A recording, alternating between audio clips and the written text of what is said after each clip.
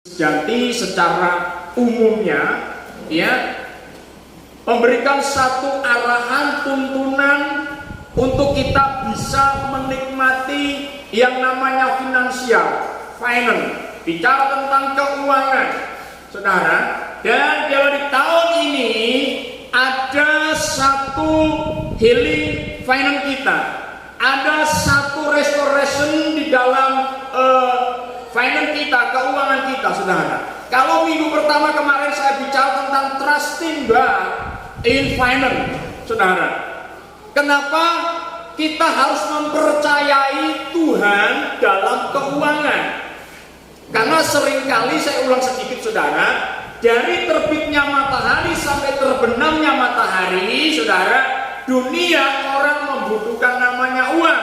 Dan uang bukan dalam arti itu hal yang membuat kita anti, enggak, saudara. Ya, tetapi seringkali kita mengedepankan uang daripada Tuhan. Minggu yang lalu saya sampaikan bahwa uang itu nggak ada kaitannya dengan Tuhan, Pak. Ya, Tuhan itu urusannya cuma hanya surga dan neraka. Itu kebanyakan. Karena apa? Kita percaya segala sesuatu kepada Tuhan, tetapi sering jarang kita mempercayai Tuhan di dalam uang. Ya, kenapa saudara? Karena itu fakta. Dan hari ini saya akan membicarakan tentang financial freedom, kebebasan masalah finansial, kebebasan masalah keuangan, saudara. Semua orang berkata, oh saya kepengen mendapat sesuatu supaya saya enak, supaya saya tenang, supaya saya bebas dalam keuangan saya, saudara. Nah, hari ini simpel saja, saudara. Kita mau bebas, ya, tetapi dengan tanda kutip bebas yang bagaimana, gitu loh. Ya, kita santai aja, saudara kasih Tuhan. Ya, kita akan melihat satu pembenaran firman yang luar biasa. Kita buka dulu dalam Pengkhotbah pasal yang ke-5. Sorry, ini saya salah ketik, ya. Pengkhotbah pasal 5 ayat yang ke-12. Saya baca di terjemahan Indonesia Sehari, ya, harian, ya. Jadi saya tidak memakai IMB dulu ini, saudara, ya. Saya memakai di dalam Pengkhotbah pasal 5, ya. Ntar dulu, saudara. Yaitu terjemahan yang sederhana, ya, di kitab suci kita. Ya. Oke. Pengkhotbah pasal yang ke-5 ayat yang ke-12.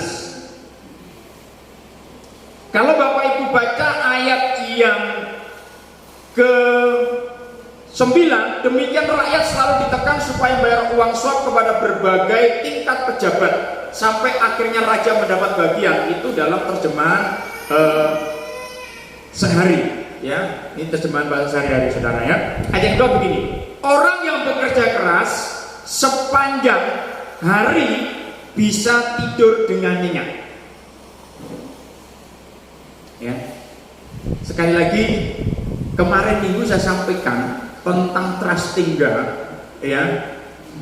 Banyak orang mengatakan uang itu di luar dalam kitab. Saya ingin sampaikan, Bible atau kitab suci itu mencatat, ya, 500 ayat itu bicara tentang apa? Iman, ya. 500 ayat bicara tentang doa. Tetapi saudara, Bapak Ibu, supaya tahu ternyata Tuhan Yesus peduli masalah keuangan. Nanti saya akan mengajak bagaimana kita bisa finance freedom ini terjadi, kebebasan finansial, kebebasan keuangan kita bisa bebas masalah keuangan kita dengan baik, saudara, tidak terikat dengan masalah uang, sehingga kita bukan dalam arti kita dikuasai uang, tetapi kita yang menguasai uang. Bukan kita yang diatur uang, tetapi kita yang mengatur uang. Yang setuju katakan amin? Amin. Saudara, bukan uang yang mengatur kita, tetapi kita yang mengatur uang. Bukan kita menjadi tuannya, budaknya uang, tetapi kita menjadi tuannya uang. Ini, ya, harus kita pahami, sudah kasih Tuhan. Perhatikan ini, sudah kasih Tuhan. Ada ayat 3.250 di dalam kitab suci bicara tentang uang, bicara tentang harta, berbicara tentang kepemilikan. Ini dicatat lebih banyak. Bicara tentang doa cuma 500 ayat, bicara tentang iman 500 ayat. Tetapi mengapa bicara tentang kepemilikan, tentang finansial itu dicatat lebih banyak? Karena apa? Kalau tidak berhati-hati untuk menggunakannya, untuk kita bisa betul-betul, kita akan menduakan Tuhan. Kita lebih cenderung mempercayai uang. Makanya waktu perumpamaan, ketika banyak orang berbondong-bondong mengikuti Yesus, ya, pada waktu itu mereka lapar. Dan ketika Yesus berkata kepada muridnya, adakah kamu makanan? Filipus, seorang bendahara yang memegang keuangan, dia lebih cenderung melihat kasnya, lihat kas keuangan. Dia tengok harga 100 dinar gak cukup untuk kasih makan orang ini, Yesus. Ya, Filipus melihat keuangannya. Sedangkan Yesus bertanya itu untuk menguji mereka, percaya nggak Tuhan sanggup memberi makan walaupun keadaan sulit. Jujur, saya ingatkan kembali, seringkali kita percaya uang daripada percaya Tuhan. Memang perbandingannya adalah dunia itu berkata, aku datang kalau aku sudah melihat bukti. Tetapi Yesus lain. Marilah engkau yang letih lesu dan beban berat, maka aku, perhatikan, maka aku akan datang dulu kepada Yesus, percaya Yesus, maka Yesus akan memberikan. Inilah cara kerja iblis yang membuat kita semakin jauh. Kalau nggak ada uang rasanya kayak apa? Bukan dalam arti uang itu gak penting, makanya dalam kitab suci dicatat lebih banyak dibanding dengan iman, dibanding dengan doa. Yesus memberikan ayat tentang firman Tuhan dalam kitab suci itu lebih banyak ayatnya. Bicara tentang uang atau harta, tentang kepemilikan, itu banyak dalam kitab suci. Berarti uang itu sangat luar biasa. Kalau kita salah, kita akan terjerumus. Filipus ngomong gak cukup Tuhan, kita tuh beli pun gak cukup kasih makan. Filipus mengandalkan uang yang ada di kocek. Ya. Minggu yang lalu sudah saya kupas, saudara, penyebab-penyebabnya. Karena kita gagal fokus, kita tidak fokus, kita seringkali khawatir. Ya, masa sih nggak cukup, saudara? Ada cerita begini, saudara. Ada cerita si Budi, ya, di sini gak ada namanya Budi ya, nggak ada ya, berarti bebas, ya. Si Budi ini dia kepingin memiliki sepeda. Caranya bagaimana? Ya, dia setiap dapat uang dia sisihkan, dia tabung, dia tabung, dia tabung, dia tabung. Salah nggak menabung? Halo, nggak salah. Si Budi nabung selama 6 bulan. Dapatlah dia sepeda. Ya katakanlah dia mengumpulkan, ya usah tinggi-tinggi lah saya sampaikan saudara. Mungkin harga 1 juta, selama 6 bulan dia dapat uang 1 juta, dia beli sepeda. Dia punya sepeda jalan sana. Adalah si Rini datang, mantap Bud. Ya, sepedamu keren, mantap. Ini selama 6 bulan aku nyimpan, jadi aku bisa beli. Tiba-tiba si Jono lewat, ya, naik sepeda motor Mio keluaran baru. Wah, ada santai. Yang si Budi tadi dengan senyuman, dengan bangga, dengan sukacita tiba-tiba berubah cemberut, saudara. Karena lihat si Jono naik motor Mio yang baru kan. Dia marah dengan Tuhan.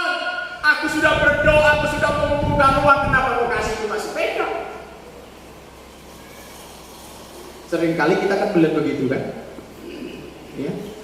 Lihat langsung berubah, sukacita kita dengan apa yang Tuhan beri berubah. Berarti tidak ada freedom, tidak ada kebebasan di dalam kita menggunakan. Saudara perhatikan ini, ayat ini saudara. Kalau kita lihat orang yang bekerja keras keras sepanjang hari bisa tidur dengan nyenyak. Biarpun, perhatikan, dia makan sedikit ataupun banyak, tetapi orang kaya tidak bisa tidur dengan nyenyak karena merasa khawatir terus dengan harta kekayaannya. Apakah kaya itu salah? Saya mau, ayo supaya statement kita sama-sama. Menjadi kaya itu salah atau enggak? Ini kita bicara, saudara mau rasa khawatir, kaya itu boleh enggak? Setuju? Terus ada firman Tuhan, berarti kan, ya. Tetapi orang kaya tidak bisa tidur nyenyak karena terus merasa khawatir. Fakta enggak? Bener enggak? Iya. Ya saya mengajar berpikir, karena itu fakta. Karena dia orang kaya, tapi saya bicara tipenya dulu. Saya ingin sampaikan kepada Bapak Ibu jemaat yang dikasihi Tuhan, Yesus datang ke dunia itu untuk memberikan kelimpahan atas hidup kita. Amin. Supaya kita menikmati. Di ayat ini saudara kasih Tuhan, ini luar biasa membangun iman roh kita, supaya pola pikir kita, mindset kita itu tertata. Ya. Mengapa ini terjadi, saudara? Ya. Orang kaya bingung, aduh nanti jangan-jangan mau saya begitu. Karena dia tidak percaya sama Tuhan. Ya. Bahkan orang yang tidur saja diberkati Tuhan, bukan berarti malas. Ya, menaruh harapannya kepada Tuhan, menjadi kaya itu tidak berdosa. Amin. Tetapi apakah ketika engkau menjadi orang kaya, menjadi orang berada, orang punya, engkau lupa Tuhan? Ini yang menjadi persoalannya. Engkau mempercayai seperti Filipus tadi. Yesus sang Tuhan lo tanya, adakah makanan atau adakah roti? Bingung dia, langsung lihat koceknya. Pilih itu, aduh, cuma 100.000 cukup enggak? Dia percaya dengan uang 100.000. Sedangkan yang bertanya, Yesus, adakah makanan? Ya. Ketika Bapak Ibu mulai baca, itu ada yang ngomong. Awalnya enggak ada, tetapi ada yang ngomong ada, cuma 5 roti, 2 ikan. Itu di perumpamaan atau peristiwa pemberi makan 5.000 atau 4.000, saudara. Ya.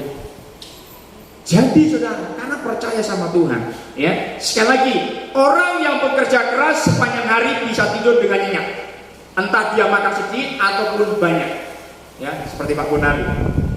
Ya, saya kasih spirit, Pak Bon. Ya, jangan terlalu difokus tenaga. Ya, kemarin saya tengok dari kesini, saudara. Tasnya ada, manusianya nggak ada. Tiba-tiba sore datang lagi petang. Dari mana Pak Bon? Dari kebun yang dekat Ninco sana, saudara. Balik lagi sini. Ya Tuhan Yesus, luar biasa. Ujungnya apa dia? Oh ada minyak urut, ada. Urut-urut aja sendiri saya bilang kan. Ya karena kecapean, saudara. Tetapi tidur nyenyak. Itu loh. Dia sampai bangun sudah siang. Pada bangun, saudara. Kembali, next, saya tidak panjang lebar, saudara. Mengapa, saudara? Kita ada kriteria statement bahwa kalau kita ingin memiliki satu kebebasan dalam keuangan kita, dalam finansial kita, mengapa, saudara? Yang pertama, mengapa kita bisa tenang? Walaupun kita punya sedikit tenang, punya banyak tenang, karena dikatakan next, kita adalah anak-anak Elohim. Yang percaya katakan amin. Ini luar biasa, saudara. Kita bisa ada suatu kebebasan freedom ini terjadi ketika kita hidup di dalam Tuhan. Ya. Seberapapun, kalau Bapak Ibu baca di Pengkhotbah itu, saudara, pasal 5, saudara, dikatakan ini. Tadi saya lihat, saudara, ini luar biasa sekali, dahsyat sekali, saudara. Orang yang menaruh percaya kepada uang, dia bekerja untuk uang, tidak akan puas. Orang yang menaruh kekayaannya tidak akan puas. Kan sering ngomong begitu. Ya, sering kita jumpai perkataan gaji 10 juta masih kurang. Ya kan? Kalau tidak ada rasa syukur dan tidak ada di dalamnya disertakan Tuhan. Saya bersyukur kita di tempat ini luar biasa. Anak-anak Tuhan yang dikasih benar-benar oleh Tuhan. Amin. Walaupun gaji tidak seberapa. Ya, Mungkin kita ini paling terkecil. Kalau di Jakarta, di daerah Pulau Jawa, itu gaji upah minimum udah rata-rata 4. Kita baru 2. 2 berapa? Katakan 2,5 lah begitu ya, 26, 28, 27. Yang mentok-mentok ditambah 3. Saudara, tahun 2017 kami ada di Tangerang di Jakarta, saudara. Ada teman juga yang kerja di pabrik, saudara. Baru pertama masuk kerja, baru seminggu. Waktu itu gaji kita masih 2 juta lebih. Ya, saya tanya, baru gaji sebulan berapa? Kecil pak. Berapa? 4 juta. Gila, bilang kecil. Bilang mau kecil, saya bilang gede amat itu. Iya pak, karena disesuaikan dengan tempat. Dia belum sewa kontrakan atau tempat tinggal, belum biaya ini, belum biaya itu, saudara. Dikalkulasikan, dispekulasikan, saudara, tinggal cuma hanya kurang lebih 500.000. Kita walaupun segitu, saudara, tetapi ada memang kalau kita ngikutin keinginan kita itu tetap kurang. Mengapa, saudara? Untuk kita memiliki satu kebebasan di dalam finansial kita, ya, kita percaya kepada Tuhan. Dan kita sudah percaya kepada Tuhan, kita akan disebut dengan anak-anak Tuhan. Saudara, kita lihat di dalam Yohanes pasal pertama ayat 12. Namun kepada setiap orang yang menerima Yesus, dia memberikan hak untuk menjadi anak-anak Elohim. Yang dimaksud menerima dia, perhatikan, adalah percaya kepadanya. Mereka menjadi anak Elohim bukan karena dilahirkan melalui kelahiran jasmani, melainkan kelahiran rohani, dan hal itu bukan karena keinginan atau rencana manusia, tetapi Elohim sendiri yang menjadikan mereka sebagai anak-anaknya. Ini satu anugerah. Ya, saya baca ulang-ulang, saudara, luar biasa. Terima kasih Tuhan. Ya, sedikit banyak kita bisa tenang. Amin. Amin. Yang benar, saudara. Kalau Bapak Ibu masih khawatir masalah uang, firman Tuhan catat, berarti Bapak Ibu tidak ada dalam Tuhan. Jangan ngomong engkau percaya dengan Tuhan, tetapi hari-hari pikiran kita cuma hanya uang dan uang, mempercayai uang, sedangkan uang sudah ada. Bersyukur Tuhan, terima kasih ada uang 1 juta, ada 2 juta, terima kasih. Bersyukur sama Tuhan, aku percaya uang ini nanti akan bawa kepada hal pengelolaan. Ini luar biasa sekali. Ya. Jangan merasa, kalau kita masih rasa khawatir, cemas, tidak cukup seperti Filipus murid Yesus. Tidak cukup Tuhan, kita untuk belikan orang segini banyaknya pun tidak cukup, 200 dinar tidak cukup. Itu manusia yang belum mempercayakan Tuhan. Tapi saya melihat di tempat ini, saudara, ya, ada beberapa, walaupun pendapatannya begitu, mengucap syukur, menyerahkan sama Tuhan, dan saya percaya dan saya mendengar dan melihat semua dicukupkan oleh Tuhan. Amin. Mungkin dengan usaha pekerjaan yang lain diberkati. Tuhan buka jalan. Ya, jangan pikiran kita itu. Makanya minggu yang lalu saya sampaikan, jangan seperti kereta api. Ya, jangan seperti kereta api. Maka terjadi dalam kitab suci. Pernah naik kereta api ya? Kalau kereta api baru start apa? Uang. Kalau sudah jalan, susah. Banyak duit susah, sedikit duit susah. Karena apa? Kita lebih percaya kepada uang, bukan kepada Tuhan. Sekali lagi, makanya di dalam kitab suci ada ayat dicantang uang itu banyak, supaya kita bisa mengelola. Ya. Orang berkata, Bapak ngomong enak aja, memang kita nggak perlu duit. Loh, saya sampaikan dari awal, uang sangat perlu, karena dari terbitnya matahari sampai terbenamnya matahari, kita perlu duit. Amin. Tetapi kalau hati kita percaya kita cuma hanya duit terus, saudara, hati-hati, saudara kasih Tuhan. Engkau sudah menduakan Tuhan. Firman Tuhan mengatakan, tidak dibenarkan kalau ada orang mengabdi kepada 2 tuan. Bukan dalam arti uang nggak penting, saudara. Sangat penting di dunia. Makanya saya katakan tadi, apakah kita boleh kaya? Boleh, saudara, karena itu janji Tuhan. Apakah kita nggak boleh memiliki uang banyak? Boleh, karena firman Tuhan. Ya, firman Tuhan mencatat, carilah dahulu kerajaan Elohim dan kebenaran. Perhatikan, dan kebenaran, maka semua ditambahkan. Yohanes pasal 10 ayat 10 bagian B. Aku datang untuk memberi kehidupan dan segala kelimpahan. Itu janji Tuhan. Dan bahkan dikatakan dalam perjanjian lama, ladang kebunmu, sawahmu, ternakmu diberkati oleh Tuhan akan bertambah-tambah banyak. Berarti kita kaya enggak? Kaya. Abraham sudah kasih Tuhan, suruh keluar. Pada waktu itu dia merasa, aduh hidup saya begini. Ya, makanya Abraham disebut bapak orang percaya. Dan suruh keluar, Abraham keluar. Ya Tuhan, lihat di langit. Apa Tuhan lihat? Begitu banyaknya lah keturunanmu nanti. Dan engkau lihat di pantai, begitulah juga keturunanmu. Berkat-berkat itu janji Tuhan. Tetapi artinya ketika Abraham menerima berkat itu, percaya sama Tuhan, bersandar pada Tuhan. Pekerjaan apapun yang saudara lakukan, percayakan, maka firman Tuhan mengatakan dalam kitab Filipi, apapun yang kau katakan, apapun yang kau kerjakan, lakukanlah seperti untuk Tuhan. Jangan untuk pribadi kita. Ingat, saya sampaikan, diri kita ini bukan siapa-siapa, saudara. Kita sudah ditebus. Saya ingatkan ini terus menerus supaya kita tidak sombong, supaya kita tidak arogan, kita tidak merasa bermegah atas hidup kita. Kita yang layak menerima hukuman, tetapi oleh Yesus melalui kayu salib pengorbanan kita sudah ditebus.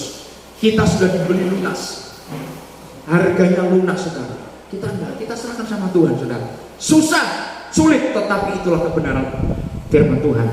Perhatikan, saudara, semua ditentukan oleh Tuhan dalam Yohanes 1 ayat 12 ini, saudara. Tetapi Elohim sendiri yang menjadikan kita anaknya. Saudara, saya ingin sampaikan, di dalam kitab suci itu cuma hanya ada satu anak.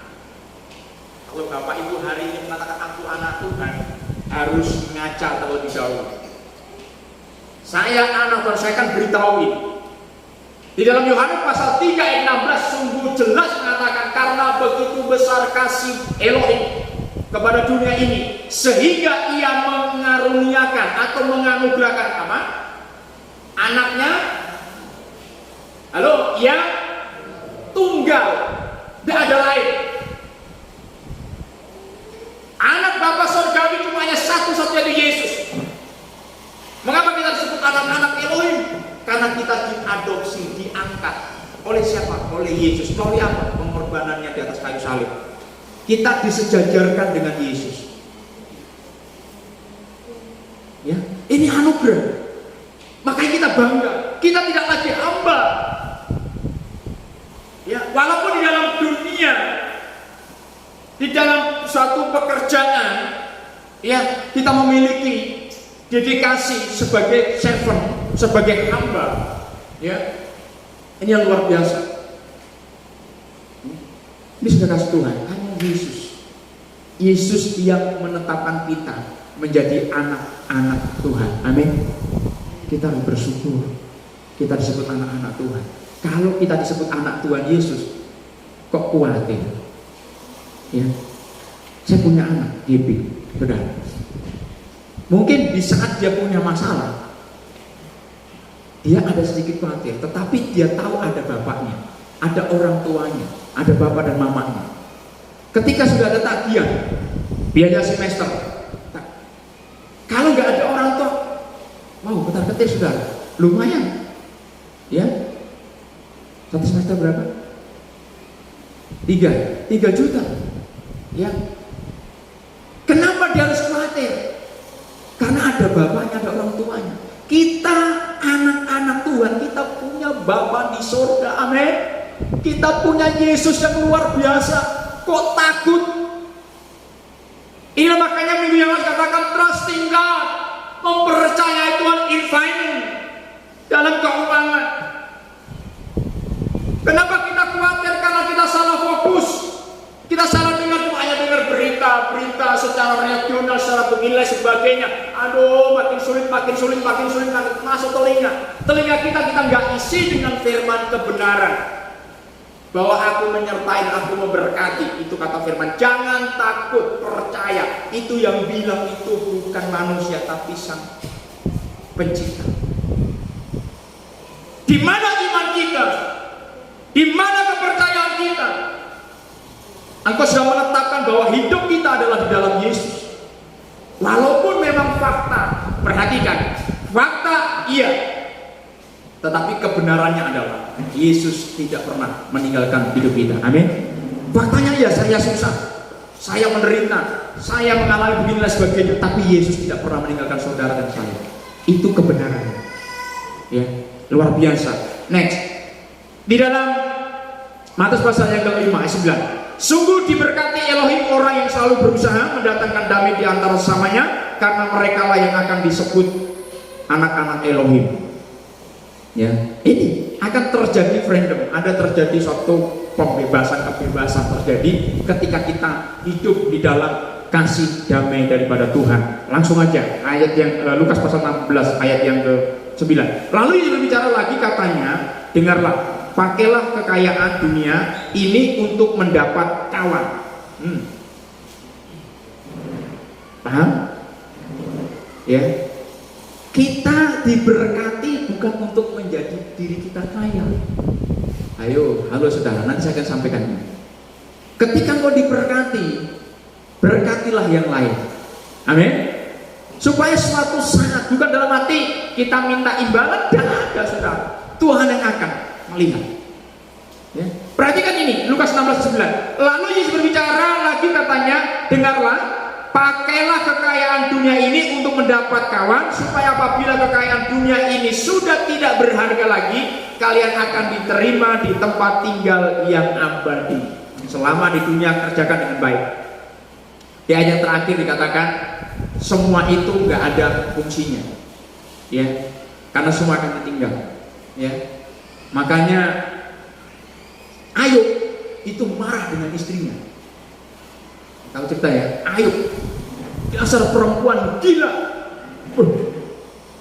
Kalau bapak-bapak ngomongin begitu dengan istrinya, apa nggak perang Armageddon? Udah gila kau. Ayub ngomong, kau gila. Apakah kamu mau menerima yang baik dan yang buruk? Kamu enggak. Ini fakta dunia. Kita juga begitu. Ketika kita mengalami sesuatu yang buruk, kita tidak terima. Tetapi Ayub berkata, kita datang dengan telanjang, kita akan pulang dengan telanjang. Itu statement ungkapan Ayub. Tetapi, halo saudara kasih Tuhan, tidak ada. Saya mau tanya, artinya itu semakin dalam ya, filosofinya itu begitu panjang, banyak saudara ya. Tetapi ungkapan kamu lahir telanjang, mati telanjang, bener ada yang meninggal telanjang, dimakamkan? Tidak ada, masih pakai baju. Ya, yang mungkin yang laki-laki selama hidupnya jarang pakai jas, pakai apa namanya itu, dasi. Ketika meninggal pakai jas rapi, pakai sepatu. Wah, yang mungkin tidak pernah pakai jam tangan dibelikan jam tangan. Luar biasa. Ya. Ini yang dasar sekali saudara kasih Tuhan. Next. Yang kedua, saudara. Yang pertama, saudara, statement kita bahwa kita adalah anak-anak Elohim, sehingga kita bisa menerima sesuatu damai sejahtera, kebebasan dalam hal mengelola. Karena kita percaya, walaupun sedikit, saya percaya Yesus cukupkan. Ya, saya ya izin pada Pak Marta sama Marta ini, masih beliau ada di sini, saudara ya. Sampai sekarang saudara, saya bangga, saya masih belajar dengan beliau. Ya. Walaupun begini saudara, bisa menyukseskan. Walaupun mungkin orang berkata, anak yang terakhir nggak sukses. Saya katakan bukan nggak sukses, memang Tuhan sudah menentukan yang lebih baik. Ya, kesuksesan bukan dalam arti harus memiliki anak berpendidikan tinggi semua, tidak. Tetapi anak itu masih mengingat kedua orang tua. Amin. Ini, itu aja. Ibu-ibu, bapak-bapak ingat, dan anak-anak ingat. Ya. Sekali lagi, saya diberkati saudara. Ya, kemarin Gilbert Romanov mengatakan, hormatilah orang tuamu, hormatilah guru, hormatilah hamba Tuhan. Mengapa mereka? Bukan dalam arti mereka sempurna, tetapi itu adalah firman. Itu firman. Dan saya bersyukur sudah, Mama Marta, Bapak Marta bisa menyukseskan. Ya. Walaupun mungkin Pak Marta beberapa waktu, aduh gimana Pak, bagaimana Pak? Yesus beserta dengan keluarga ini, amin. Yesus menolong. Ketika engkau percaya, ketika kita percaya pada Yesus, Yesus akan membela kita. Jangan kita kalah. Martin Luther King berkata, burung boleh lewat di atas kepala kita, tetapi jangan sampai burung itu bersarang di kepala kita. Masalah itu pasti ada, tapi jangan izinkan masalahmu menguasai hati pikiran kita sehingga tahu lah ya. Kalau burung ini rambut kita sudah banyak, dikasih burung di sini untuk bersarang, bertelur, apa yang terjadi? Kotoran burung itu banyak di sini. Jadi akan membuat sakit kepala, pusing, bahkan penyakit, saudara. Saya tidak bahas itu, saudara. Yang kedua, saudara, statement kita tidak kita menerima freedom daripada Tuhan. Kita harus memiliki, mengapa kita diberikan kebebasan? Karena kita hanya pengelola. Ini yang ingin saya sampaikan, saudara. Pengelola, perhatikan.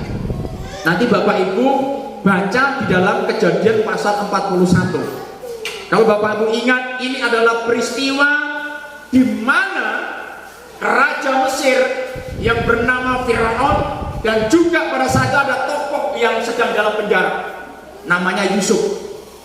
Yusuf adalah orang anak yang dikasih oleh Yakub, tetapi saudara-saudaranya membenci dia. Karena apa? Karena dia mimpi, ya, ada gandum-gandum berlutut di depan dia, yaitu keluarganya berlutut. Kok ini kurang ajar? Anak bungsu ngomong, seandainya kalau ada, ya, dari antara kita, bapak, mama, kakak, semua, nanti kalian akan nyembah saya. Orang tua dengar seperti itu apa? Kurang ajar kamu, masa orang tuamu menyembah kamu? Tetapi saudara, itu adalah fakta. Walaupun harus ada proses. Ketika Yakub menyampaikan itu, mulai dibenci oleh saudara-saudaranya. Apa yang terjadi, saudara? Dia dimasukkan ke sumur, dia dijual, ya, dijadikan budak di Mesir, bahkan sampai dia difitnah untuk memperkosa Potifar, ya, dan akhirnya dia masuk penjara. Dan pada saat itu, saudara, Raja Mesir Firaun bermimpi, ya, dia mimpinya berulang kali, 2 kali ketika dia tidur, mimpi yang sama, ya, terjadi 7 masa, 7 tahun kelaparan, dan dia memanggil semua ahli-ahli untuk menafsirkan mimpinya. Tidak ada satupun. Ada kepala penjara berkata, ada orang Ibrani yang tuanku penjara, mungkin dia bisa. Akhirnya Yusuf dikeluarkan, dia mencukur, mungkin dia sudah banyak jamban, kumisnya sudah tebal, begitu saudara, dia cukur, baru menghadap Raja Firaun. Di dalam Kejadian pasal 41. Ketika dia menghadap Raja Firaun menyampaikan, dan disampaikan dengan baik. Sekali lagi, Yusuf adalah seorang pengelola yang baik. Dikatakan, tuanku, hal yang sama, mimpi tuanku dari yang pertama dengan yang kedua itu sama, akan terjadi kelaparan hebat di negeri kita. 7 masa terjadi kelaparan hebat, dan 7 masa ada kehebatan, yaitu kekayaan atau kemakmuran. Saran daripada Yusuf apa dikatakan? Biarlah semua di dalam masa kesukaran. Ini juga bicara tentang keuangan, saudara. Halo, perhatikan kalimat ini, saudara kasih Tuhan. Seringkali kita mendapat berkat hari ini juga habis. Yusuf, kita menjadi contoh. Ketika dia menyampaikan kepada Raja Firaun, selama 7 masa kesukaran yang hebat ini, tuanku, mari tuanku pungut 5% dari semua yang ada, disisihkan, dikumpulkan, dibuatlah lumbung, saudara. Bayangkan selama 7 masa, ya katakanlah 7 tahun lah begitu, ya kurang lebih lah, ya kita berada ke situ 7 tahun. Bayangkan, saudara, kalau istilahnya maaf cakap, ya, dapat ini kita uangkan aja, yang lebih mudah, kita uangkan aja. Selama 7 tahun, dalam 1 tahun kita dapat gaji 1 juta. 5%-nya berapa? Berapa? 50? 50 500. 1 juta berapa? Ayo, saya nggak pandai matematika. 1 juta 5%-nya berapa? 50 ya? Iya, 50. 50.000 selama 7. Wah, lumayan saudara. Ya, ini hitungan kecil saja. Itu dari berbagai akhirnya sudah kasih Tuhan, terjadilah masa itu sehingga Mesir, Yusuf, bahkan sampai keluarganya memberkati. Ini dikatakan mengapa terjadi kebebasan keuangan luar biasa? Karena kita hanya pengelola, jangan menguasai yang saat ini. Engkau dititipin uang. Kita diberi Tuhan itu ada 2 bagian. Sekali lagi, perhatikan ini baik-baik. Ini seringkali Bapak Ibu tidak bisa membedakan. Tuhan memberikan 2 bagian saudara. Yang pertama roti, yang kedua benih. Seringkali kita tidak bisa membedakan mana yang benih, mana yang roti. Semua kita makan. Dapat 2 juta, makan. Di situ ada benih yang harus Bapak Ibu tanam, yang Bapak Ibu harus tabur, yang Bapak Ibu harus kembalikan. Ini sudah kasih Tuhan. Mungkin di dalam kita percaya sama Tuhan, benih bicara tentang mengembalikan milik Tuhan persepuluhan. Benih kita memberikan kepada orang tua. Benih kita simpan sekian persen. Benih kita memberikan kepada fakir miskin. Jangan kita makan semua, karena kebanyakan jujur saudara. Ya, maafkan saya. Ini firman Tuhan. Seringkali kita rakus, maunya kita semua makan. Ada seorang hamba Tuhan, ya mungkin Bapak Ibu sudah pernah lihat share-nya saudara. Dia mengumpamakan begini. Dia ambil 1 tempat galon saudara, itu air. Dia bagi, ya, untuk Tuhan, untuk sesama, untuk diri sendiri. Ini penuh air galonnya saudara.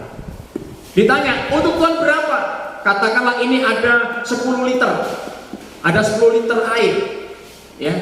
Ditanya, untuk Tuhan berapa? Dikatakan setengah gayung aja, setengah. Katakanlah 5,5 liter begitu. Terus untuk sesama berapa? 1. Ya. Berarti 10 liter. Tadi untuk Tuhan setengah, untuk sesama 1,5. Berarti berapa saudara? Udah 2. Loh, untuk diri sendiri berapa? Pikir, 2. Berarti sudah 4 liter. Yang 6 liter itu siapa? Dari 10 liter tadi. Ujungnya apa? Kembali kepada diri. Karena kita rakus. Firman Tuhan ketika kita ingin mengalami kebebasan, kita mengalami kemenangan dalam keuangan finansial kita ini pengelola, diatur seperti Yusuf tadi. Atur ini untuk Tuhan, untuk ini. Nabur, suatu saat penaburan Bapak Ibu itu akan dinikmati. Pada masa kesukaran Bapak Ibu sudah nggak lagi bingung. Ya. Ini firman Tuhan. Bagaimana kita bisa mengatur? Bagaimana kita diberkati Tuhan, kita nggak bisa menjadi pengelola. Kita hanya pengelola, sudah dikatakan oleh Tuhan. Ya. Dikatakan firman Tuhan Lukas 16, tidak seorang pun dapat bekerja untuk 2 majikan, sebab ia akan lebih mengasihi yang satu daripada yang lain, atau ia akan lebih setia kepada majikan yang satu daripada yang lain. Begitulah juga dengan kalian. Kalian tidak dapat bekerja untuk Elohim dan untuk harta benda juga. Ya, makanya di awal itu saya sampaikan mempercayai keuangan kita, mempercayakan Tuhan, mempercayai Tuhan di dalam keuangan.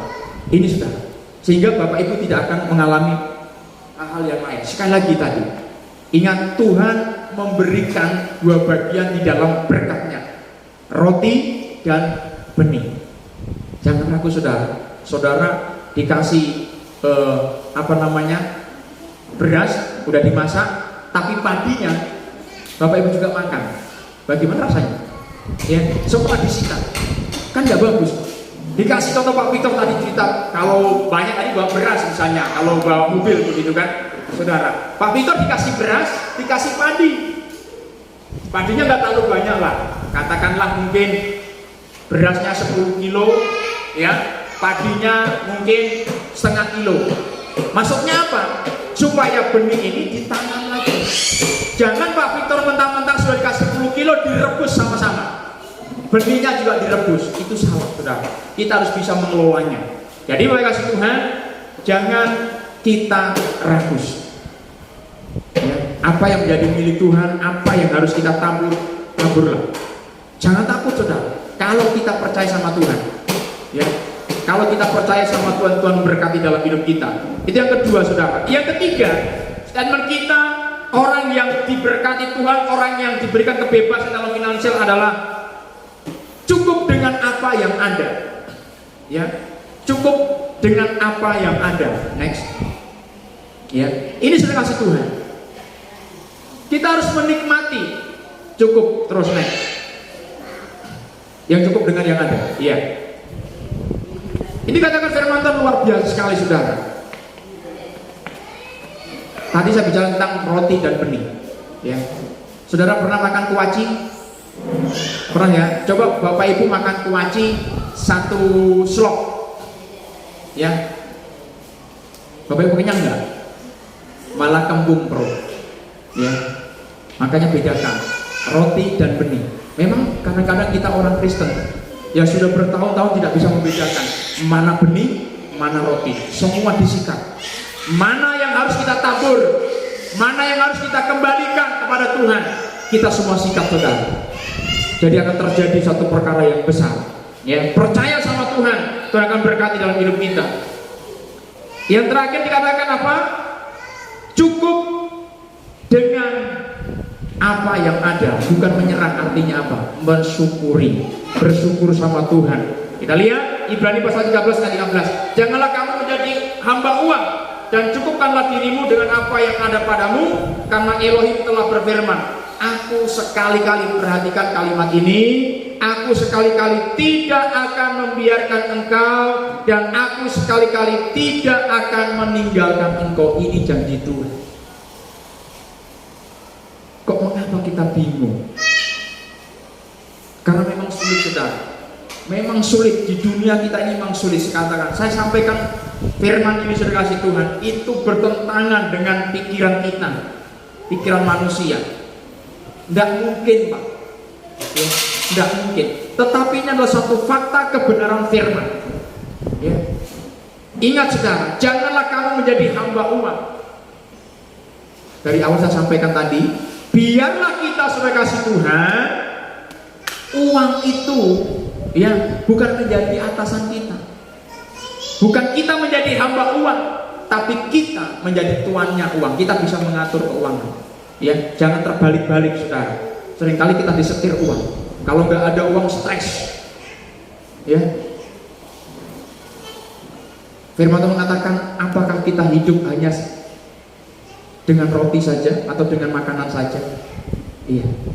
Kalau kita percaya bahwa Tuhan memberkati keuangan saudara, mempercayai Tuhan, pasti Tuhan berkati. Amin. Ya sudah. Tapi seringkali Bapak Ibu atau kita seperti Filipus, Tuhan berkata, adakah? Yesus berkata, adakah? Ya. Sampaikan, saudara. Ingat, dan saya sampaikan minggu yang lalu, janda Sarfat, ketika Nabi Elisa datang, ibu atau nenek lah boleh berkata gitu, bikinkan saya makan yang paling enak. Dia tidak berkomentar, karena dia tahu yang minta adalah hamba daripada Yahweh. Dia buatkan, walaupun dalam hatinya habis ini saya mati. Ingat, saudara, dia tahu mana itu roti, dia tahu mana itu benih. Ketika gandum tinggal beberapa sukat atau beberapa kilo, ya, dia masak. Ada minyak tinggal beberapa puli, dia tuangkan, bikin bundaran roti yang enak, saudara. Disajikan, saudara. Apa yang terjadi? Ketika benih itu ditanam, dikembalikan, saudara, apa yang terjadi? Nabi Elisa berkata, ibu, siapkan buli-buli, seberapapun yang ada. Saya mau tanya, saudara, ketika janda Sarfat ini memberi apa? Mengumpulkan, katakanlah mungkin bahasa sekarang galon atau can. Saya mau tanya, ketika buli-buli atau can atau galon itu disiapkan, ketika masih ada sisa minyak tadi sedikit dituang, ada 100 can. Saya mau tanya, habis enggak? Dari ke 90 can itu minyaknya habis tidak? Tidak, saudara. Tercurah terus minyak itu. Bahkan kalau janda ini masih punya lebih banyak lagi, masih terisi. Tetapi firman Tuhan berkata, ketika buli-buli itu habis, maka berhentilah minyak itu. Coba dengar baik-baik ini, saudara. Oleh sebab itu siapkan kapasitas tempatmu. Mengapa Tuhan kok tiba-tiba langsung mandek? Karena tempatmu, kapasitasmu yang kau sediakan untuk Tuhan itu sudah kau batasi. Tidak mungkin Tuhan, ini aja udah cukup. Ya sudah cukup di situ karena engkau sudah batasi. Kalau janda sahabat itu masih ada lagi, dituang terus masih ngalir. Mungkin sampai bertahun-tahun dituang terus masih ada tempat diisi terus mengalir. Berkat Tuhan itu terus mengalir, terus mengalir, tidak pernah putus, saudara. Maka dikatakan firman Tuhan, tidak, aku sekali-kali tidak akan membiarkan engkau. Itu janji Tuhan. Sehingga janda Sarfat tidak mengalami kematian atau kelaparan. Oleh karena dia bisa mengelola, saudara. Bangsa Mesir, bahkan bangsa Israel, keturunan daripada Yusuf atau Yakub tidak binasa karena Yusuf sudah dipersiapkan oleh Tuhan untuk mengelola berkat. Ya, ingat, hari ini saya ingatkan saudara, jangan kita makan semua.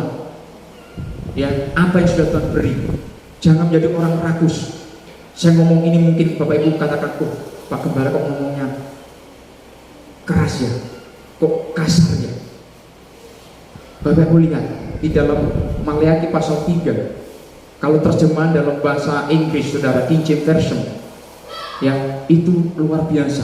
Ketika saudara dan saya tidak mengembalikan milik Tuhan, yaitu persepuluhan, engkau bukan lagi pencuri, saudara, tapi katakan engkau perampok, saudara. Ini luar biasa. Karena apa? Karena engkau percaya di luar daripada Tuhan. Engkau lebih mempercayai uang daripada Tuhan. Aduh, 1 juta saya kasih ke gereja, mengembalikan milik Tuhan, 100.000, tinggal 900 kurang. Engkau seperti janda Sarfat yang membatasi tempat tadi, saudara. Berkat akan dicurahkan dan janji firman Tuhan jelas, saudara. Ketika keuanganmu dimerdekakan, ketika kau bisa membedakan, saudara. Walaupun engkau tidak punya apa-apa, tetapi oleh karena engkau taat, engkau sudah menabur. Seorang petani tidak mungkin seorang petani hari ini tanam, besok panen, tidak mungkin. Ya, panen jagung harus tunggu 3 bulan. Saya kemarin lihat jalan, wah, saya cuma terkagum-kagum dengan Bapak Pedro dan Mama Pedro. Sebentar jagung panen, saya lihat dari jauh, wow, luar biasa. Saya lihat dari jauh, saya nggak tahu, belum masuk ada buahnya atau tidak. Ya, ya, kalau dari jauh nampaknya luar biasa. Ini saudara, nunggu beberapa waktu, saudara. Kalau seandainya jagung yang ditanam oleh Bapak Pedro mengalami satu kegagalan mungkin seperempat, apakah Bapak Pedro menyerah? Tidak. Seorang petani ketika dia tanam, dia berharap kepada sang pemilik langit dan bumi yang akan memberkati tanamannya. Ya, percaya. Tetapi ketika dia mendapat sedikit, dia tidak kecewa. Seperti disampaikan Pak Victor kemarin. Ya, aduh, tahun ini bersyukurlah walaupun. Nah, bersyukur tapi ada kata walaupun. Tahun yang lalu 10 karung, walaupun sekarang dapat 5 karung. Bersyukur. Tidak menyerah tahun ini. Ya, tanam lagi. Amin. Ini saudara, jangan batasi tempatmu untuk Tuhan. Seringkali kita yang membatasi berkat Tuhan, bukan Tuhan yang membatasi kita. Tidak ada. Perhatikan kalimat ini, sekali-kali tidak akan meninggalkan, kita yang meninggalkan. Janda Sarfat tadi kalau ada galon masih banyak, masih satu, diisi terus, tidak habis itu. Yang minyak yang dibuli-buli yang kecil tadi, yang digunakan tadi, tidak habis. Itulah berkat Tuhan ketika engkau tahu mana itu roti dan mana itu benih.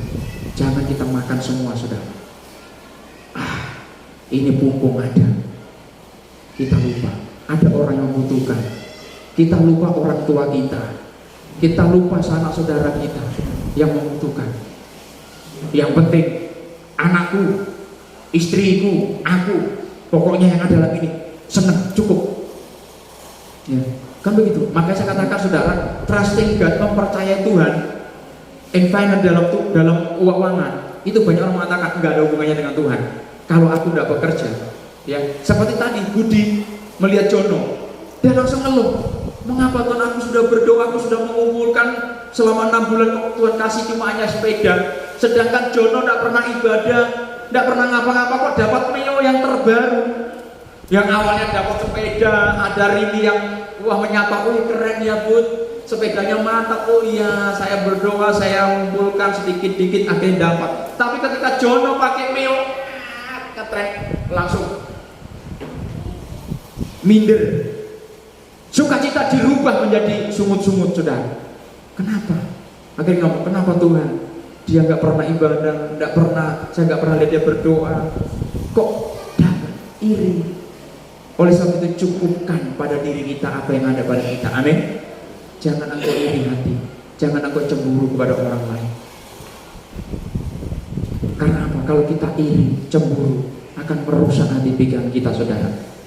Terus saudara, paling akhir, ya, ini yang terakhir, saudara, ya. Yang kapan dikatakan apa? Kita dipanggil untuk menjadi berkat, bukan sekedar menjadi kaya. Saya mau melihatkan ini, slide di depan. Kalau Bapak Ibu maaf kata bisa menganalisa tulisan ini, sehingga Bapak Ibu bisa nanti memberitakan keluar, nanti ada perspektif atau sudut pandang atau persepsi yang beda. Kita dipanggil untuk menjadi berkat, bukan sekedar menjadi kaya. Maksudnya apa? Jangan sampai salah. Karena ini akan menjadi satu dilema dalam penyampaian Bapak Ibu nanti keluar. Pak Gembala menyampaikan begini. Kalimat atau kata yang saya tekankan ini di mana? Saya ulangi sekali lagi. Kita dipanggil untuk menjadi berkat, bukan sekedar menjadi kaya. Tadi pertama kali saya tanyakan, apakah kita salah menjadi orang kaya? Halo? Tidak kan? Nah, ini tuh ada ini. Nanti Bapak Ibu akan bingung. Tapi saya akan kasih tahu. Ya. Kita dipanggil untuk menjadi apa? Berkat. Makanya tadi diawali kita harus menjadi seorang pengelola, karena kita adalah cuma hanya sebagai pengelola. Kita tidak punya hak. Ya, uang yang Bapak Ibu terima itu adalah anugerah dari Tuhan melalui jerih lelah. Ya, usaha Bapak Ibu itu adalah anugerah. Bapak Ibu dipercayakan untuk mengelola supaya pada masa-masa yang sukar itu Bapak Ibu tidak lagi karena percaya sama Tuhan. Jangan seperti Budi. Ya. Karena dia keinginannya dia kepinjam punya sepeda, ketika orang mempunyai lebih tinggi, wow, ingin lagi, nyalakan Tuhan. Kok dia dapat sepeda motor, saya kok sepeda. Coba dia bisa mengelola. Tidak apa-apa, oh ini dapat ini saya kurang, nanti akan saya dapat lagi, saudara. Perhatikan kata ini, kita dipanggil untuk menjadi berkat. Yang saya garis bawahi adalah kata bukan. Berarti di situ Bapak Ibu juga diperbolehkan memiliki banyak harta. Jangan sampai salah. Nanti di luar, oh Pak Gembala nggak boleh kita menjadi orang kaya. Perhatikan kata bukan. Ya, bukan ini bukan semata-mata fokus kita adalah harta, atau fokus kita nggak punya apa-apa. Tidak. Kita dipanggil menjadi berkat, bukan sekedar hanya menjadi kaya tok. Kalau kita kaya, kita bukan cuma hanya untuk diri kita sendiri, tetapi kita memberkati. Tadi yang dasarnya adalah kita bisa membedakan mana roti, mana benih. Amin. Jangan langsung disikat. Ibarat begini, ya. Mana umpan atau kail, mana ikan. Ya, jangan mentang-mentang Pak Marsa mancing atau Bapak Wen mancing karena umpannya itu mudah untuk mancing, Ya, di sini ikan, akhirnya udang untuk umpan dimasaklah sama dengan udang yang lain. Udang cuma dapat satu, udang yang untuk umpan bisa untuk mencari yang lain, untuk mendapatkan lain, untuk menabur yang lain, menabur lagi, mendapat lagi, dimasak sama-sama. Ya sudah, cukup di situ saja. Berkat Tuhan itu ada. Yuk kita kelola. Walaupun kita tidak sepandai, ingat ada tuntunan firman Tuhan. Setiap apa yang kita terima, terlebih terutama adalah kembalikan milik Tuhan. Itu adalah mengelola. Amin. Bertobat kita mungkin selama ini kita sudah mulai merasa hebat. Orang berkata, apa gembala ngomong itu per bulan supaya Pak Gembala banyak uang. Tidak, saudara. Per bulan bukan Bapak Ibu berikan kepada gembala, walaupun memang secara fisiknya iya, tetapi itu sebagai bukti bahwa Bapak Ibu mempercayai Tuhan dalam uang Bapak Ibu. 1.100.000 masuk di dalam gereja, 900.000. Ya percaya nggak cukup. Percaya nggak cukup, karena saya percaya Tuhan cukupkan. Itu sudah daripada Bapak Ibu 1 juta, udah cukupin 1 juta. Ujung-ujungnya apa? Kurang. Karena Bapak Ibu percayai tadi. Seperti Filipus tadi, 200 dinar pun tidak cukup Tuhan Yesus untuk kasih makan 5.000 orang ini. Itu pun dapat pun tidak semua dapat makan. Dipecah-pecah pun tidak dapat makan. Nggak tahu yang memberitahu itu Yesus. 5 roti dipecah-pecahkan. Terjadi apa? Mujizat. 5.000 lebih. Itu belum tergolong anak-anak kecil, belum tergolong yang lain, bahkan lebih, saudara. Itu Tuhan.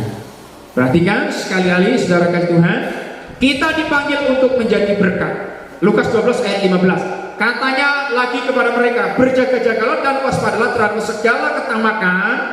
Perhatikan, ya, jangan tamak, saudara. Syukuri, cukup apa yang ada pada kita.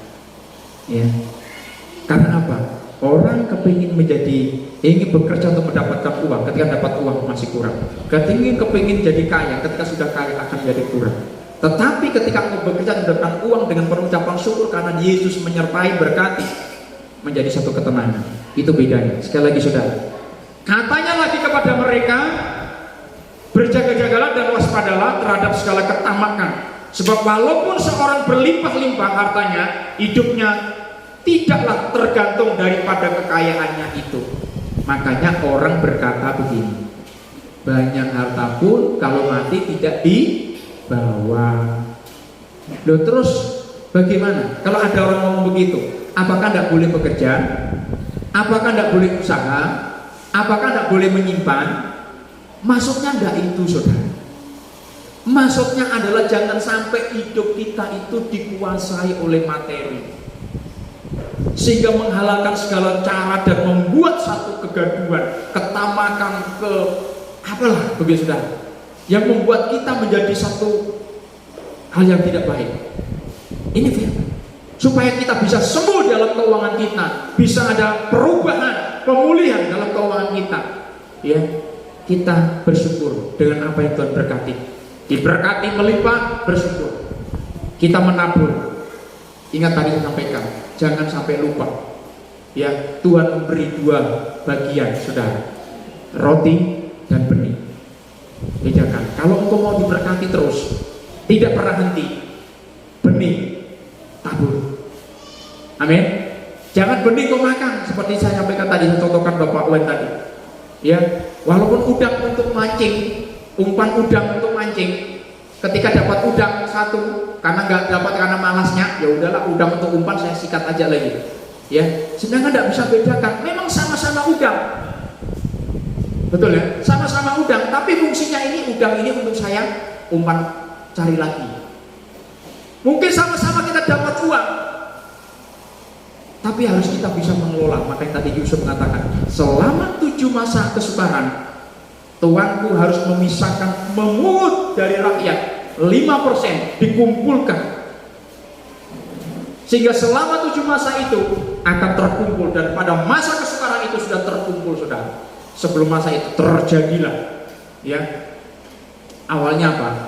Ya, dalam masa kesukaran, maaf kata, ya, supaya Bapak Ibu jangan sampai ke saya, sudah juga, ya. Artinya begini, ketika dalam masa kemakmuran itu dikumpulkan. Ketika terjadi masa kesukaran, itu nggak terjadi kebinasaan bagi bangsa yang ada.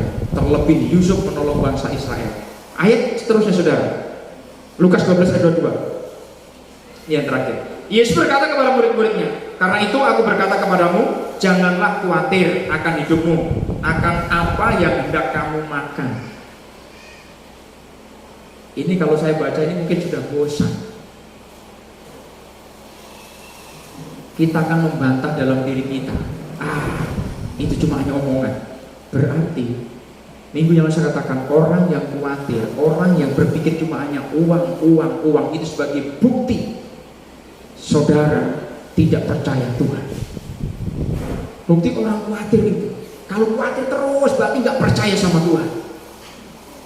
Nah, untuk apa kita percaya sama Yesus? Kita mengaku Yesus pertolonganku, tetapi masih khawatir saudara. Percaya saudara. Artinya percaya bukan dalam hati, percaya. Memang percaya saja, artinya hati kita manage. Maka pemazmur mengatakan begini, hai jiwaku, tenanglah. Perintahkan saudara dalam hidup kita. Ya, ini yang harus kita pahami. Ada satu kebebasan dalam finansial kita. Karena tadi dikatakan kita adalah anak-anak Elohim. Mengapa kita mengalami satu kebebasan? Karena kita tahu semua itu dari Tuhan. Ya, kita fokus kepada Tuhan. Dikatakan sebaca terus, jangan khawatir akan hidupmu, akan apa yang hendak kamu makan, dan janganlah khawatir pula akan tubuhmu, akan apa yang hendak kamu pakai. Ayat seterusnya, bukankah burung lebih berharga daripada dia tidak menabur, tetapi dia bisa menuai. Bunga bakung yang dipandang dia hiasi. Kita kan lebih berharga daripada itu. Masa kita cemas saudara? Cuma kuncinya satu tadi saya katakan, bedakan. Karena kita ini adalah pengelola. Ya, sebagai pengelola, kalau kita ingin memiliki kebebasan dalam finansial kita harus pandai membedakan mana. Kalau orang mengatakan kan ada itu bagian-bagian ya untuk ini. Salah satu yang saya pelajari, orang yang terkaya di dunia, salah satunya adalah Bill Gates. Orang yang terkaya, saya belajar di situ saudara. Bahkan para orang-orang terkaya di Indonesia atau di dunia, cuma saya mengambil begini, dia menerima atau memiliki harta benda itu mereka tidak makan semua saudara. Ketika penghasilannya sekian tidak, tapi dia akan pisahkan, dia golongkan untuk agama, ya, artinya sesuai dengan agama mereka itu sekian persen, ya, untuk fakir miskin sekian persen. Yang mereka tidak lupakan adalah antara agama atau dengan Tuhan, seiring atau sejalan atau sejajar, itu adalah untuk orang tua. Kalau yang masih ada orang tua, tidak banyak saudara. Kalau untuk Tuhan dalam kitab suci itu adalah 10%. Ya. Untuk amal ke orang lain itu 3%. Ya. Tetapi untuk orang tua, walaupun kita mungkin tidak mampu, itu 5%. Itu dikatakan itu wajib. Kalau kita mau diberkati, kalau rezeki itu mau lancar, jangan lupakan itu. Itu orang dunia loh. Kita sudah mengerti firman, jangan sampai kita tidak pandai mengelola. Kita semua makan, sehingga terjadi apa saudara? Kalau kita makan benih tadi, padi dengan beras kita makan, perut kita menjadi sakit, jadi malapetaka datang. Ini firman Tuhan. Bukan dalam arti saya mengatakan ini untuk hal yang lain saudara, tetapi kita mau bicara tentang freedom, bicara tentang kebebasan finansial. Karena kita adalah anak Tuhan, kita adalah pengelolanya Tuhan. Jangan sampai kita dijebak oleh iblis saudara. Jangan sampai kita tidak percaya kepada berkat Tuhan. Ya, percaya saudara. Sampai detik hari ini, ya, Mama Marta sampai sekarang ini, ya, itu karena pemeliharaan Tuhan. Ya. Memang hari keseharinya dalam dunia bekerja. Tetapi kalau bukan Tuhan yang berkati, kitab Amsal berkata, berkat Yahweh lah yang menjadikan apa? Kita kaya. Bukan usaha saudara. Jangan seperti Budi tadi, saya ulang kembali. Jangan seperti Budi, dia berusaha untuk mengumpulkan. Dia senang sekejap, tertawa, oh senang dipuji, senang. Tiba-tiba ada yang lain, langsung down. Kok bisa ya? Langsung lemah. Karena apa? Enggak di dalam Tuhan, enggak pandai mengelola. Dia tidak bisa membedakan. Ya, uangnya langsung di situ. Maka dikatakan firman Tuhan bagi orang-orang yang pandai masalah ekonomi, saudara, itu bisa membedakan mana keinginan dan mana kebutuhan. Itu saudara, jangan dicampur adukkan. Kiranya firman Tuhan saat ini saudara, jangan kita khawatir. Ya, ada masih banyak firman. Tetapi hari ini, di minggu kedua ini saudara, ada satu kekuatan firman yang dahsyat. Ya, ada satu kekuatan firman yang luar biasa. Ya, percaya, trusting God, mempercayai Tuhan. Ya, dalam keuangan kita. Jangan sampai enggak. Ya. Kemarin anak saya diingatkan oleh ibu gembala, kau punya usaha kecil, jangan kau makan semua. Ya, minggu yang lalu saya tengok saudara berdoa, tetap ada persepuluhan anak saya. Tuhan tidak melihat menilai, tapi rasa ucapan syukur dan percaya sama berkat Tuhan. Ya. Pernah Bapak Ibu masih ingat kesaksian saya gereja GPPS yang ada di Semarang? Salah satu jemaatnya adalah seorang pemuda, dia baru bekerja dan memang dia ininya pintar saudara. Dia bekerja dan terima gaji pertama, dia mendapat gaji 2 juta. Ya, persepuluhan 200.000. Dia bangga, dia bersyukur, Pak Gembala, ini perpuluhan saya, doakan. Iya, sesuai dengan janji firman Tuhan, engkau akan diberkati berlipat kali ganda. Cerita singkat saudara, lambat laun dia naik level up, naik, sehingga gajinya dalam 1 bulan hampir mencapai 200 juta. Kalau 200 juta persepuluhannya berapa? Hampir 20-an ya. Ya. Dia berpikir, sudah mulai, sudah mempercayai lebih daripada Tuhan uang ini. Aduh, rugi 20 juta ini saya untuk beli ini cukup. Tetapi anak muda ini, dia orangnya itu jujur. Dia datang kepada Pak Gembala. Ini kisah nyata, sudah datang kepada Pak Gembala. Pak Gembala, mohon maaf saya mau bertanya. Ya silakan. Pak Gembala, saya rindu untuk tetap persepuluhan. Seberapapun saya mau tetap persepuluhan, saya tetap rindu mengembalikan milik Tuhan. Puji Tuhan, bagus, lanjutkan. Tetapi Pak Gembala, ada kata tetapi. Kenapa? Ini sayang kali Pak Gembala. Kalau awal saya kasih 200, 300, 500, 1 juta masih mending Pak Gembala, masih bisa saya beri. Tapi sekarang Pak Gembala, semakin omset saya semakin naik. Sekarang naik 200-an juta, mau tidak mau saya persepuluhan 20 juta. Tapi berat Pak Gembala, tapi hati saya mau persepuluhan tapi nggak bisa. Pak Gembala bukan mata duitan saudara, karena dia mengajarkan kebenaran firman. Yang memberi berkat itu adalah Tuhan. Pak Gembala mengatakan demikian. Kamu masih mau memberikan persepuluhan, masih tetap persepuluhan? Iya Pak Gembala, saya mau seperti dulu tetap memberikan persepuluhan. Oke, mari engkau berlutut, saya akan berdoa. Pernah saya saksikan ini. Ketika dia mencabut berkatnya, dia berdoa, dalam nama Yesus, selama ini berkat yang berlimpah saya cabut. Sebelum mengucapkan dalam nama Yesus, anak muda ini langsung bangun. Jangan Pak Gembala, tidak boleh. Loh, tadi kamu kepengin mau persepuluhan 200, 500, 1 juta supaya terus. Karena kamu berat kan, udah mulai 10 juta, 20 juta, kamu sudah enggak, udah berat untuk mengembalikan milik Tuhan. Benih Tuhan udah kau berat. Lebih bagus ku doakan supaya dikembalikan berkatmu menjadi 1 juta supaya kau bisa beli persepuluhan. Enggak Pak Gembala, dari situ dia bertobat saudara. Ini bukan untuk saudara itu berpikir yang lain saudara, tetapi ini fakta karena firman Tuhan.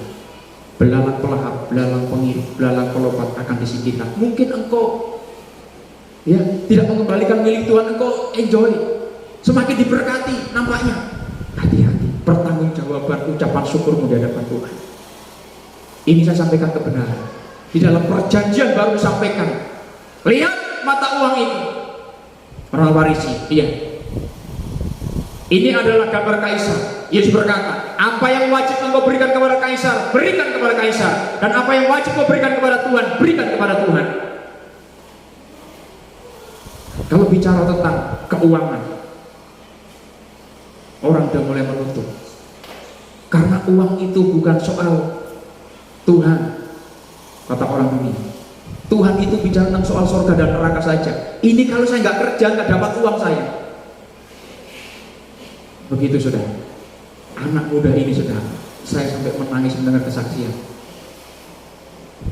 Ketika kita lagi diberkati semakin meningkat, usaha kita semakin meningkat, kita bisa kasih 2 juta senang. Ketika meningkat, ya sudah makin 3 juta, 4 juta, aduh kok berat lalu ya. Ini kan cukup ini sebenarnya untuk ini. Dan banyak juga saudara pemahaman ini. Saya ingin sampaikan ini. Bertobatlah, sadarlah, ya, kembalikan milik Tuhan. Di mana engkau diberkati, ya, buktikan saudara. Tuhan berjanji. Kalau janji Tuhan itu ya dan amin. Ketika engkau merasa masih kurang tentang uangmu, berarti engkau tidak percaya sama Yesus.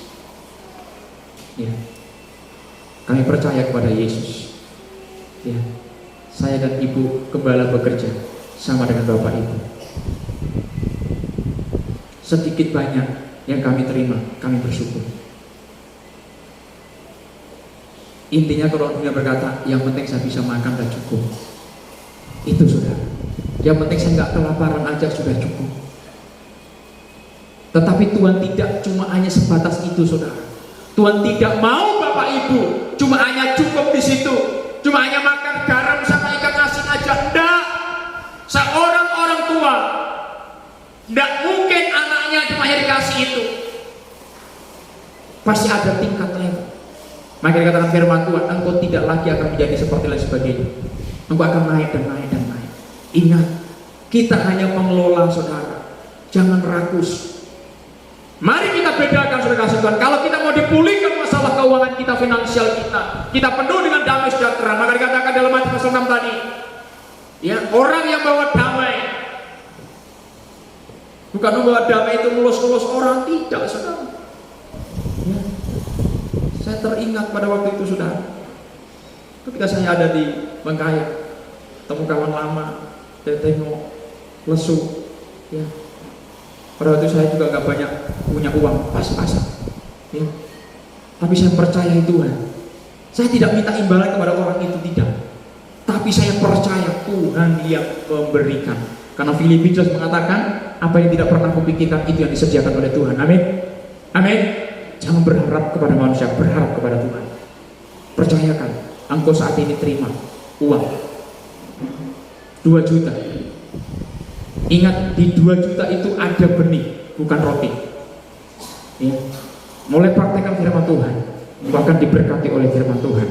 Dan biarlah firman Tuhan pada siang hari ini menguatkan kita di dalam seluruh hidup kita. Mereka dengan kepala kita mengenal firman Tuhan. Haleluya, terima kasih Tuhan. Yesus, kau luar biasa Tuhan. Saya minta singer pemusik untuk boleh masuk. Kiralah mengatakan Allah masyika. Biarlah hari-hari ini sudah kasih Tuhan kita introspeksi diri. Di akhir-akhir zaman ini iblis giat bekerja untuk mengalihkan perhatian kita. Seringkali kita mengalihkan perhatian pada diri kita. Tidak salah saudara, sekali lagi kita harus fokus kepada keluarga kita. Kita fokus kepada orang tua kita. Kita fokus kepada suami. Kita fokus kepada istri. Kita fokus